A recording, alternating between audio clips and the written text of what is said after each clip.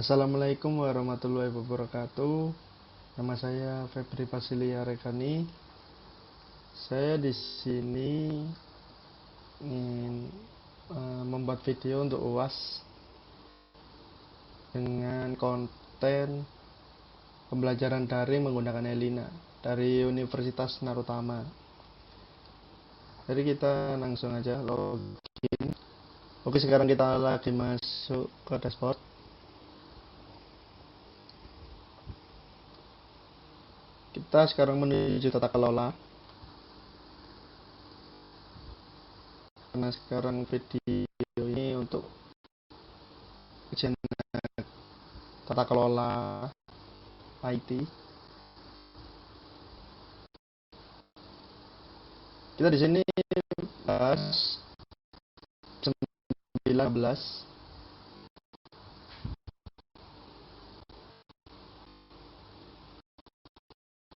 Ini pertama COVID-5.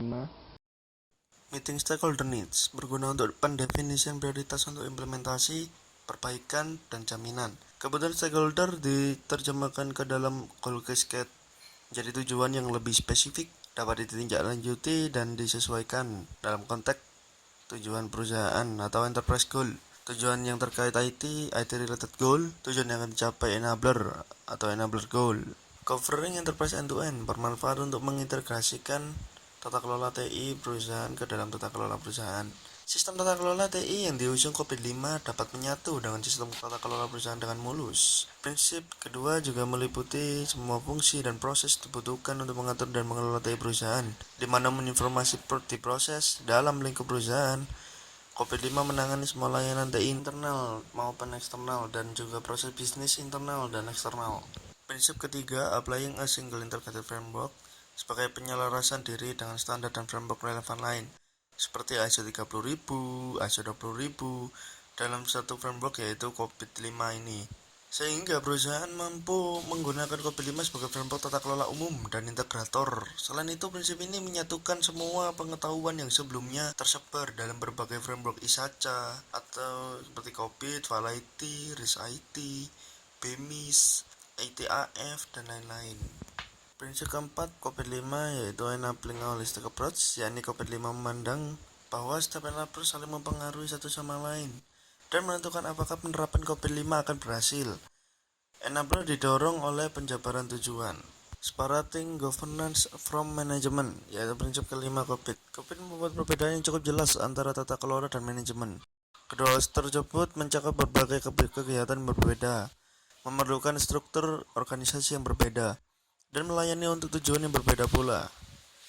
Perbedaan governance tata kelola dengan manajemen. Governance adalah tata kelola yang memastikan bahwa tujuan perusahaan dapat dicapai dengan melakukan evaluasi terhadap kebutuhan, kondisi, dan pilihan stakeholder. Menerapkan arah melalui prioritas dan pengambilan keputusan terhadap arah dan tujuan yang telah disepakati. Manajemen berfungsi sebagai perencana, membangun, menjalankan, dan memonitor aktivitas-aktivitas yang sejalan dengan arah yang ditetapkan oleh Badan Tata Kelola untuk mencapai tujuan perusahaan. Pada kebijakan perusahaan, manajemen menjadi tanggung jawab eksekutif manajemen di bawah pemimpinan CEO. Contoh kasus untuk proses pengembangan layanan pihak ketiga pada pencoba web hosting makassartech.com menggunakan framework COVID.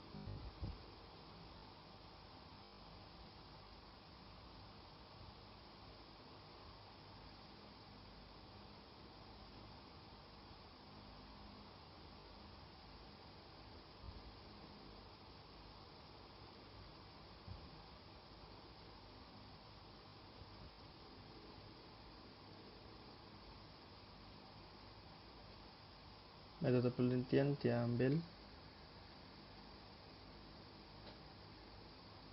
telah dokumen bisnis, kajian pustaka, pemilihan proses evaluasi, pengumpulan data, survei kuesioner wawancara, lanjut analisis data, pengolahan data, uji validasi dan reliabilitas, analisa tingkat kematangan, analisa kesenjangan atau gap, perumusan strategi perbaikan dan model tata kelola, terakhir kesimpulan dan saran. Tujuan bisnis pada Makassar Tech adalah membangun menyiapkan pengelolaan layanan pihak ketiga untuk menunjang kelancaran dan ketersediaan layanan web hosting.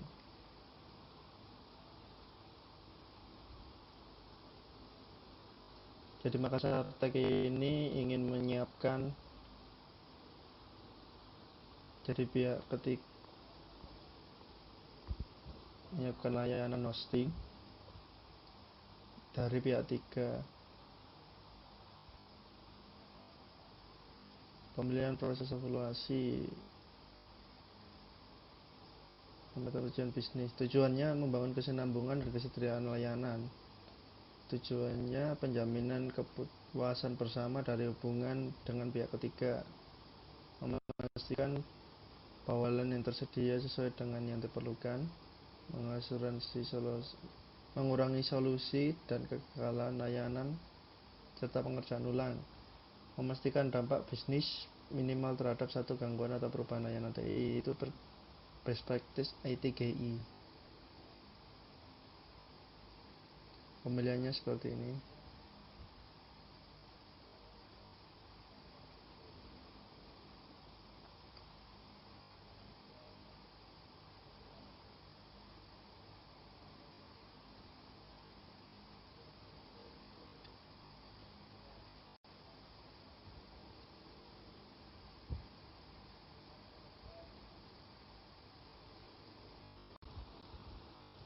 Sekarang lanjut pada week 10.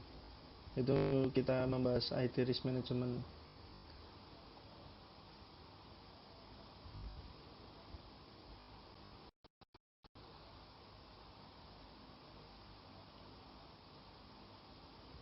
IT Risk Management sendiri adalah penerapan dari prinsip manajemen risiko terhadap perusahaan yang memanfaatkan teknologi informasi dengan tujuan untuk dapat mengelola risiko-risiko yang berhubungan dengan perusahaan tersebut.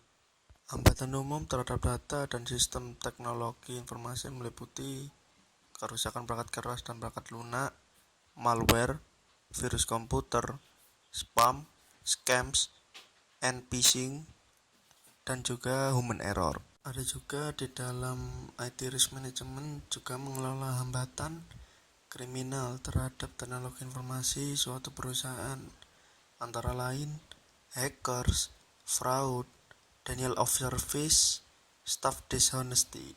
Ada 3 proses IT Risk Management, yaitu 1. Assessment, 2. Mitigation, 3. Evaluation and Assessment. Pada proses assessment, organisasi menggunakan untuk menentukan tingkat ancaman yang potensial dan risiko yang berhubungan dengan suatu sistem IT, seluruh sistem development life cycle atau SDLC. Output hasil dari proses ini membantu ke arah mengidentifikasi kendali yang sesuai untuk mengurangi atau menghapus risiko sepanjang atau ketika proses peringanan risiko atau risk mitigasi. Untuk kemungkinan suatu peristiwa atau kejadian masa depan yang kurang baik, ancaman pada suatu sistem IT harus dianalisis bersama dengan vulnerability yang potensial dan pengendalian pada tempatnya untuk sistem IT. Mitigasi adalah satu langkah yang melibatkan usaha-usaha untuk memprioritaskan, mengevaluasi, dan menjalankan kontrol atau pengendalian yang dapat mengurangi risiko yang tepat yang direkomendasikan dari proses risk assessment. Risk mitigasi biasanya dilakukan dengan memenuhi pendekatan biaya terendah atau least cost approach dan melaksanakan kontrol atau pengendalian yang paling tepat, the most appropriate controls, sehingga dapat mengurangi risiko ke dalam tingkat yang dapat diterima dengan risiko yang paling minim atau minimal adverse impact terhadap sumber daya dan tujuan organisasi. Evaluation and Assessment. Pada umumnya di dalam suatu organisasi, jaringan secara terus-menerus akan diperluas dan diperbaharui. Komponen diubah dan aplikasi softwarenya diganti atau diperbarui dengan versi yang lebih baru. Perubahan ini berarti bahwa risiko baru akan timbul dan risiko yang sebelumnya dikurangi akan menjadi suatu perhatian. Lanjut dengan week 11. Membahas tentang IT Risk Management dan metodologi.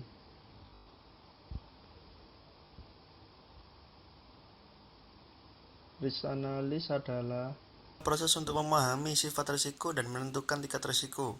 Kegiatan utama dilakukan pada tahap ini adalah memberi nilai pada risiko agar dapat ditimbangi tingkatnya. Kuantifikasi risiko ini dilakukan dengan menyatakan dua dimensi risiko, yaitu kemungkinan dan dampak, dalam bentuk angka yang dapat diperbandingkan.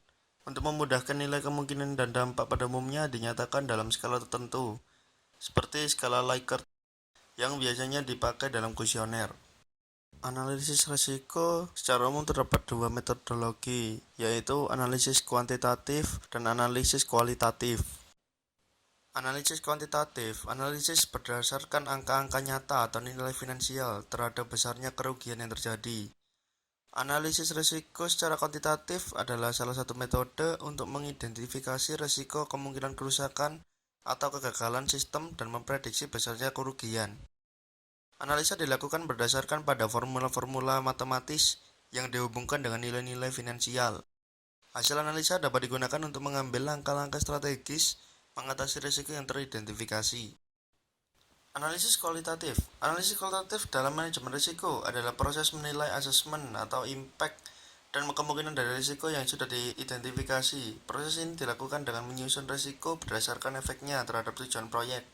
Analisis ini merupakan salah satu cara menentukan bagaimana pentingnya memperhatikan risiko-risiko tertentu dan bagaimana respon yang akan diberikan. Analisis kualitatif memerlukan teknik tertentu untuk bisa mengevaluasi risiko berdasarkan kemungkinan dan impact-nya. Risk assessment merupakan bagian dari manajemen risiko yang menyediakan proses terstruktur yang mengidentifikasi bagaimana tujuan mungkin terpengaruhi oleh risiko yang mungkin terjadi, dan menganalisis konsekuensi dan kemungkinan terjadinya sebuah risiko sebelum memutuskan penanganan seperti apa yang dibutuhkan. Secara umum, proses risk assessment terdiri dari identifikasi risiko, analisis risiko, dan evaluasi risiko. Teknik risk assessment. Untuk melakukan analisis assessment ada beberapa tools dan teknik yang dapat dilakukan. Secara umum, teknik yang dipilih harus dapat menunjukkan karakteristik berikut. 1. Dapat disesuaikan dan cocok dengan situasi organisasi. 2. Memberikan hasil yang dapat meningkatkan pemahaman mengenai sifat alami risiko dan bagaimana risiko tersebut dapat diatasi. 3. Mampu digunakan dengan cara yang dapat dilacak, diulang, dan dapat diverifikasi. Tipe-tipe teknik risk assessment. 1. Risk identification. 2. Risk analysis, consequence analysis. 3. Risk analysis, qualitative, semi-quantitative, or quantitative, probability estimasi. 4. Risk analysis assessing the effectiveness of any existing control. 5. Risk analysis, estimation of level of risk. 6. Risk evaluation. Lanjut week 12 tentang enterprise arsitektur. Situ sudah ada penjelasannya takbir organisasi yang berisi proses bisnis, data, aplikasi, dan infrastruktur IT yang dirancang dan diterapkan secara terpadu untuk membantu berjalannya kegiatan organisasi dengan lebih efektif dan efisien. Dan ada 4 layer, yaitu bisa dibaca: proses bisnis dan aktivitas organisasi menggunakan data yang harus dikumpulkan, dikelola, diamankan, dan didistribusikan menggunakan aplikasi, baik itu aplikasi custom atau generik yang berjalan di atas teknologi seperti infrastruktur, sistem, dan jaringan komputer. Ada keuntungan juga menggunakan EA, yaitu Itu ada efisiensi proses bisnis, efisiensi operasional IT, meningkatkan ROI, dan mengurangi risiko. Membuat enterprise arsitektur ialah menggunakan framework, dan jenis-jenis framework EA ialah jenis konsortia development framework. Frameworknya Archon, Geram, RMODB, IDEAS Group, ISO 19439, TOGAF. Jenis Diverse Industry Framework ada AGAT, DNDAF, DODAF, MODAF, NAF. Jenis Government Framework ada ESAAF, GEA, FDIC, FEAF, NORA, NIST, TEAF. Jenis Open Source Framework ada LEAD, MEGAF, Praxime, TRAC, SABSA. Jenis Preoperative Framework ada Assembler, AM, IAF, Obasi, IFW, SAM, SAP, EAF, Zachman Framework, SOMF. Untuk week 13 mengenai TOGAF.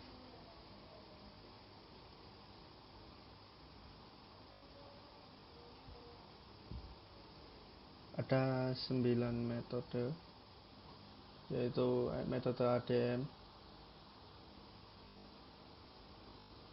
mulai dari pertama preliminary, kedua arsitektur vision, ketiga business architect, keempat information system arsitektur, kelima teknologi arsitektur, keenam opportunity and solution, ketujuh migration planning, 8 implementasi governance, 9 arsitektur change management.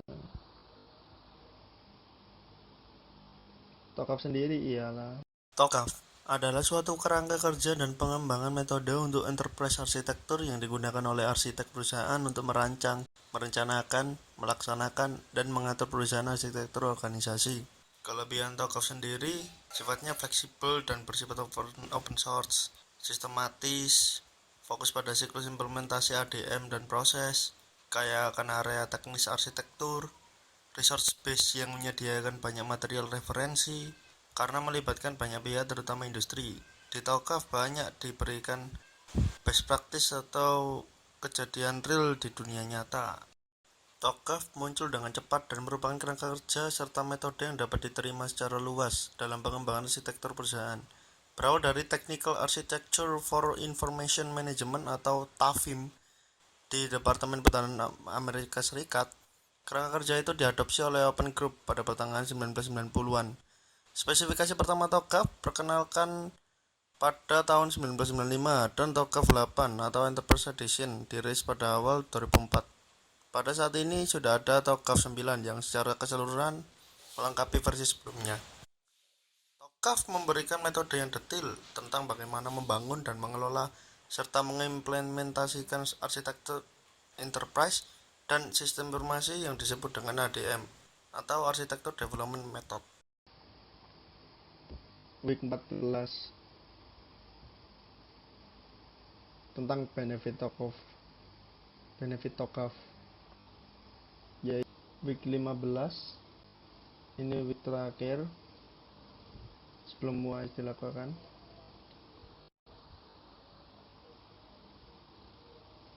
Itu perancangan enterprise arsitektur sistem informasi dengan menggunakan framework TOGAF. Di sini adalah jurnal yang dimana dilakukannya pada CV Garam Gemerlang. Di sini penerapan TOGAF tersebut kita lihat. Pertama, ia menggambarkan proses bisnis, di mana proses bisnis ini masih manual belum menggunakan sistem informasi, dan lanjut ini dengan sistem informasi dan rancangan untuk pelaksanaan atau implementasi IE-nya di dalam perusahaan tersebut. Lalu dibuatkan use case.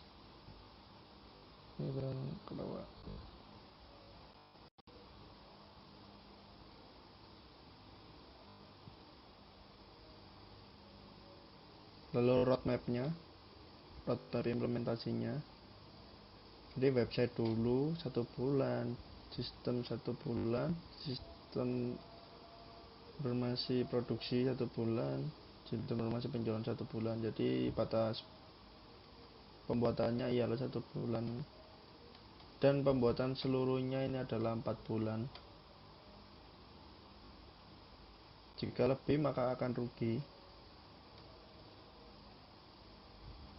Ini merupakan yang blueprint dari enterprise arsitektur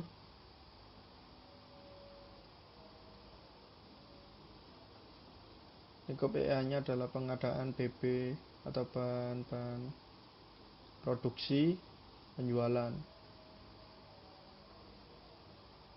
Sini ada aktor-aktor, pelanggan, bagian produksi, bagian administratif, keuangan, bagian pembelian, pemasaran, bagian quality control, supplier, direktur, arsitek bisnisnya.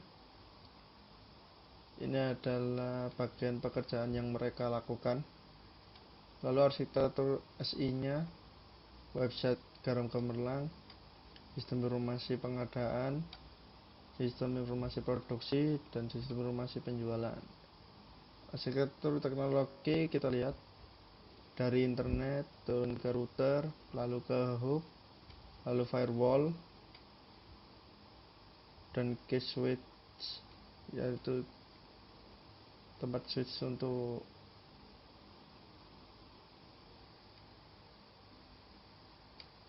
pemindahan jaringan seperti router, lalu pindah ke switch dan wireless, lalu ke bagian-bagian komputer perusahaan sampai hingga server.